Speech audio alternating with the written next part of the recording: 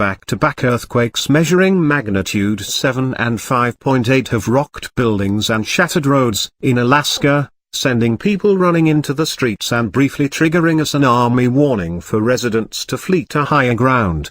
The tsunami warning was lifted a short time later. There were no immediate reports of any deaths or serious injuries. The U.S. Geological Survey said the first and more powerful quake on Friday morning local time was centered about 12 kilometers north of Anchorage, Alaska's largest city, with a population of about 300,000. People ran from their offices or took cover under desks. Cracks could be seen in a two-story downtown Anchorage building, and photographs posted to social media showed fractured roads and collapsed ceiling tiles at an Anchorage high school. One image showed a car stranded on an island of pavement, surrounded by cavernous cracks where the earthquake split the road.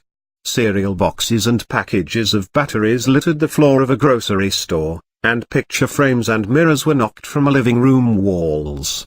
People went back inside after the first earthquake struck, but the magnitude 5.8 aftershock about 5 minutes later sent them running back into the streets. A tsunami warning was issued for the southern Alaska coastal areas of Cook's Inlet and part of the Kenai Peninsula.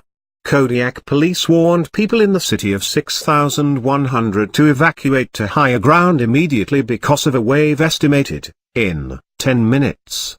In Kenai, north of Anchorage, Brandon Slatton was alone at home and soaking in the bathtub when the earthquake struck. Mr. Slatton, who weighs 94 kilograms, said it created a powerful back-and-forth sloshing in the bath, and before he knew it, he was thrown out of the tub by the waves.